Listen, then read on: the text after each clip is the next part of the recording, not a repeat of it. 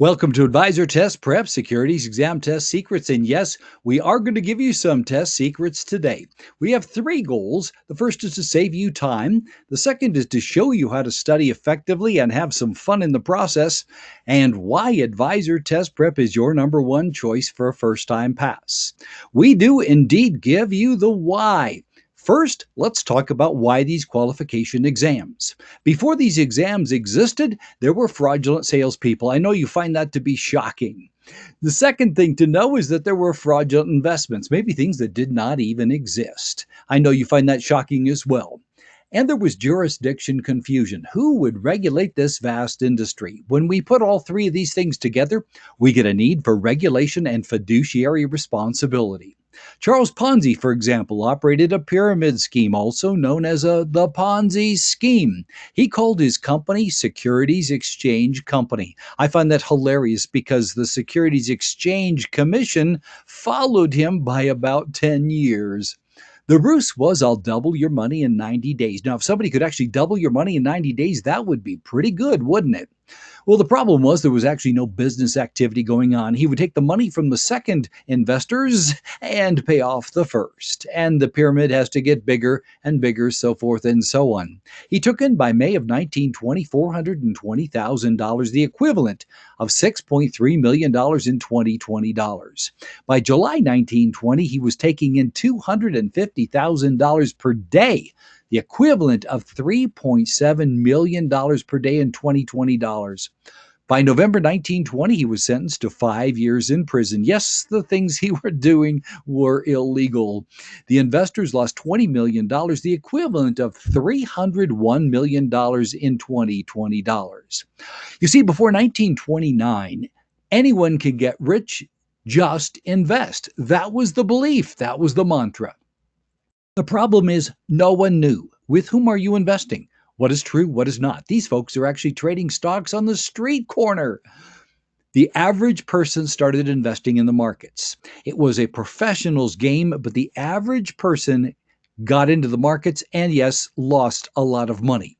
Another problem, individuals and banks were buying on margin. There was no real money in the game, a house of cards to be sure. Of course, ongoing market manipulation, speculation, deception, lies, and rumors. I know you are surprised. Here's one of those, the pump and dump scheme. On the right, we have the unscrupulous salesperson who buys a stock when it's low, calls up people who have money. Now, in those days, people who had telephones had money. And he would call them up and say, Mrs. G, you must buy. Why? Well, this is the best thing since sliced bread. Of course, as others did the same, the price would go up, the unscrupulous salesperson would sell, and of course, the stock price would then plummet and leave Mrs. Got Rocks with no money, worthless paper, and saying, what happened? You know what happened on Black Tuesday, October 29, 1929. $18 billion in market value was lost over the 2 months following. You can see why we need the Securities Act of 1933 and the Securities Exchange Act of 1934, and these qualification exams. So why should you get licensed? The first reason, professionalism. The more services you provide, the more customer help you can give, and the more potential revenue for you and your firm. The need is great. 10,000 people are turning 65 every day. That's going to happen for at least another 10 years. Boomers will inherit $8.4 trillion. Do you think they're going to need help investing that? Of course they will. And securities commissions compound. You can be paid for years on the business that you put in place today. There are two licensing paths. One is if you're not affiliated with a broker dealer, maybe new to the profession. The other is if you are affiliated with a broker dealer. If you're not affiliated with a broker dealer, you can take the Securities Industry Essentials exam with no prerequisites. Well, of course, you're going to have to study, of course. And then later, you can take that pass to a broker dealer. Maybe they'll hire you. You can then submit your U4 form. Take your top-off exams, the Series 6 or Series 7, and others as required. If you are affiliated with a broker-dealer, you do have the choice to submit your U4 form and then take your exams in any order. We do recommend that you take the Securities Industry Essentials exam first because we find it to be just a little bit easier and it is tested by the other exams. Then, of course, you will have to take the FINRA exam Series 6 or Series 7 to top things off, and the other licenses as required. When you submit your U4 form, make sure that your registered principal at your form approves that form. Sometimes people just leave those on the desk and they go nowhere. Once it's submitted, it can still take about 5 weeks to get your approval. Then you're going to need to read a study text. Now, when you do, you're going to need to focus. You'll need a quiet place. The average study time is about 40 hours per exam, except for Series 7, that averages 80 hours or more. If you're not a great student, we recommend that you read the material aloud. That way you'll see it, you'll say it, and you'll hear it 3 times the study value for the time you invest. You're going to need to memorize the glossary, at least the major terms. Have someone read you the definitions and you tell them the word. Don't try to do it any other way. You'll both go crazy. Space your study sessions, maybe 90 minutes at a time. Make sure you take a 5-minute break every study hour. If you stop studying for 7 days or more, you're going to have to start over. Unfortunately, the brain leaks. Then you're going to need to take some quizzes, perhaps with an online provider.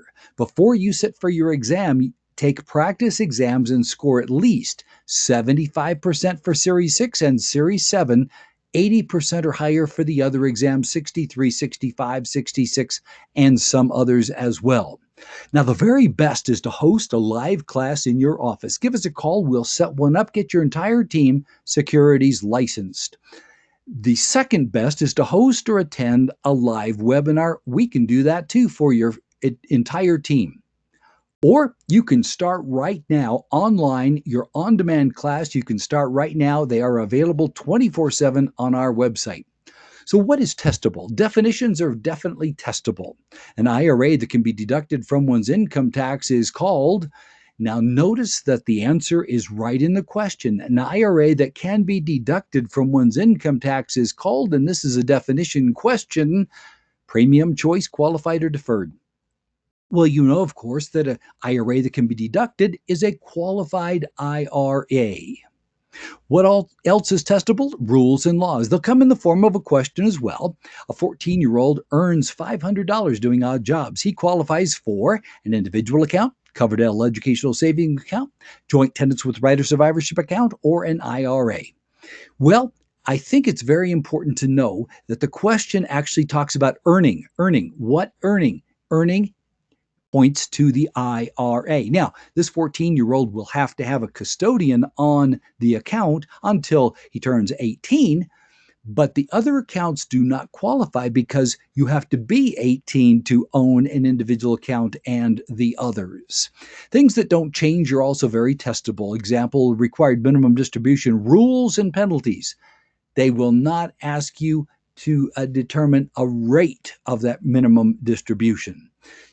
It'll come in a form of a question as well. A 74-year-old has not taken money out of her IRA. She must take out a required minimum distribution. Take out a required minimum distribution and pay a 50% tax on the 2 previous year's required minimum distributions, reinvest all dividends, or file a letter of intent and declare capital gains. Well, of course, you know the answer is to take out a required minimum distribution and pay a 50% tax on the 2 previous year's required minimum distributions. Now, A is a great answer. Take out a required minimum distribution. It's certainly true, but it's not the most specific answer. It's not the most complete. Make sure you choose the most complete answer, and often the longest answer is the most specific and is often the best answer. The other 2 answers are ridiculous. What is not testable? Generally speaking, contribution limits for IRAs, for example, are not testable. The IRA contribution limit for 2020 is $6,000, but it's not testable because it can change yearly. And by the time that they write a question, test the test question, and put it on the test, the number has often changed. So generally speaking, IRA contribution limits are not on the test. Most calculations are not there. The ones that are, we do cover in our courses. Any concept that requires a chart or graph, unless supplied, is not testable. Fine points about college savings plans and retirement plans, not testable. Don't spend time there. Most tax questions are not on this exam. If they need you to know a tax bracket, they will give it to you in the question. Remember that memorizing answers is dangerous. If you find yourself doing that in your practice, stop. Change to a different set of questions because in the test, you may see the same kind of question trigger the wrong way because the question is probably written in the opposite direction. Pay attention to keywords. Remember that glossary. Read the question and all the answers in the test before you're answering. So every time you come across a brand new question, read the entire question and all of its answers before answering. There are 4 question types on the test: the fill in the blank, definition, application, and multiple answers. In our courses, we tell you how to attack each and every one of those kinds. Be sure to get adequate sleep at least 2 nights before the exam. The night before the exam, very important, but as all athletes know, 2 nights before the athletic contest is the most important sleep you can get. Obviously, get adequate sleep, very, very important. When you're in the test, eliminate incorrect answers and go with your first instinct. And before you change an answer, give yourself 3 reasons you're going to change that answer because your first instinct is often the best one. Relax. If you've studied thoroughly, you'll know the answers. Trust the materials. If you see something you've not heard about, it's the wrong answer. Our materials are complete. The materials you're going to study online, very complete. But the test writers are going to throw in some things. Hope you don't take the bait. What if you're totally clueless? You come across a question, you've never seen it before. It is totally Greek. Well, you can diagram the sentence. That's right. Take the sentence and diagram it just like in high school. What? Are you kidding me? Yes, I am getting you. Although it works, what we really mean to say is read the question backwards. Go to the question mark, read the last sentence of the question backwards. All the distracting words are going to fall out because your brain is very smart and the real question is going to surface. I hope that helps. Why should you choose Advisor Test Prep? We banish boring. We do not do talking heads. They don't work. No narrated outlines. Instead, we give you rich graphics you will understand because we explain them thoroughly. We'll give you real-world illustrations, and we show you question attack strategies so you're not lost when you come across a particular question type.